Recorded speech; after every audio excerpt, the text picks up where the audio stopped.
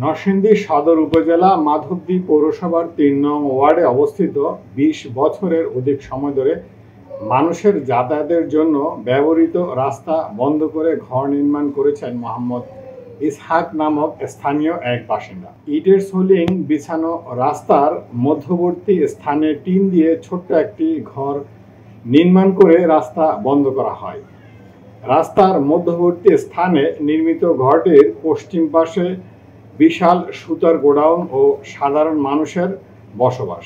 সাশ্রয়ীভাবে কাপড়ের উজ্জ্বলতার হিসাব মেলাতে এখন থেকে আপনাদের ব্যবহার করা উচিত অ্যান্টিব্যাকটেরিয়াল ফর্মুলাযুক্ত best wash synthetic detergent powder. স্থানীয় বাসিন্দা মোহাম্মদ জব্বার মিয়া জানান, এই রাস্তাটি আমাদের দুই ভাইয়ের কেনা। গত ২৬ তারিখ রাজনৈতিক প্রতিহিংসার বলি হয়ে আমাকে জেল হাজতে যেতে হয় এবং আমি নিশ্চিত হয়েছি যে আমার ভাতিজারা আমাকে জেল হাজতে পাঠাতে সাহায্য করেছে পুলিশকে। ২৬ তারিখে যখন আমাকে রাত্রে গ্রেপ্তার করাইলো পুলিশ দিয়া, ২৭ তারিখ দিন গিয়া রাত্রে সে এইখানে গড় তুললো মানে এখানে যারা আওয়ামী লীগ করে নেতা আছে, এই নেতাগুলির নিকট আমি তো জানো নেতাগুলির নিকট এই আমার পরিবারের লোকজন গেছে, তারা মানে কোনো কাজই করে না, যে বুঝাইছে মানে একবার ৩ ঘন্টা ২ ঘন্টা পর্যন্ত বসে রয়েছে তাদের বাসা, তারা আসে না, বাসাতে ঘুমাতে উঠে না, অমুক সমুক, অর্থাৎ তারা খুব খামখেয়ালি করছে। পিছনে একটা গোডাউনের মালিক, সে মানে কোটিপতি মানুষ, এইখান থেকে বড় অঙ্কের চাঁদা নেওয়ার জন্য আমার অনুপস্থিতি সে মানে এই গড় তুলছে এখানে। স্থানীয় ব্যবসায়ী ও গোডাউন মালিক জানান, রাস্তা বন্ধ করে দেওয়ার ফলে আমার ব্যবসায় ক্ষয়ক্ষতি হচ্ছে, মালামাল আনা নেওয়া করতে পারছি না। এখান থেকে বের হওয়ার অন্য রাস্তাগুলো এতই সরু যে একজন মানুষ শুধু হেঁটে যেতে পারে, তাও চলাচলের অনুপযোগী। সমস্যাটা জায়গায় ১০-১২ বছর ধরে গোডাউন এখানে আছে। রাস্তা এরা ২ ভাই আসছিল, ২ ভাইয়ের রাস্তাটা এইটা গোডাউন করার আগে এরা বলছে যে ঠিক আছে রাস্তা আমরা দিব, সমস্যা নেই, আমরা গোডাউন করছি, করার পরে এখন তো চলতেছি। হঠাৎ করে গত মাসে ২৬ তারিখ না ২৫ তারিখে এরা দিকে নিয়ে এলো পুলিশে, একদিন পরে তারা রাত্রে ৪টার সময় করে গেছে। এতটুকু এইটার পরে এখন তো আমার গোডাউনে মালামাল আছে, আমরা মালামাল সরাইতে পারতেছি না, হাজার হাজার মালামাল আছে, কোনোভাবে ব্যবসা বন্ধ। স্থানীয় বাসিন্দা ভুক্তভোগী মোহাম্মদ জাফরুল্লাহ খান ও ইসমাইল হোসেন বলেন, আমরা যতটুকু জানি এটা প্রায় ৩০-৪০ বছর যাবত এখানে এক রাস্তা। এই যে এখানে আপনারা দেখতে পাচ্ছেন একটা বিশাল সুতার গোডাউন, এনে ওই পাটের সুতা রাখে এবং এই রাস্তা দিয়ে এখানে সুতা লোড আনলোড করা হয়, এখান থেকে ইয়া করা হয়। এবং এই রাস্তাটা আমরা প্রায় আমি ছোটবেলা থেকে এই রাস্তাটা দেখতেছি, এখানে আমরা আসা যাওয়া করি। এখানে আর অনেক জনবসতি আছে, অনেকগুলি বাড়িঘর, অনেক মানুষ যাতায়াত করে। সবার কাছে জিজ্ঞাসা করলে এটা আপনারা জানতে পারবেন। ২৬ তারিখে উনিকে অ্যারেস্ট করার পরের দিনই এই রাস্তাটা হঠাৎ করে রাতে বন্ধ করে দিচ্ছে।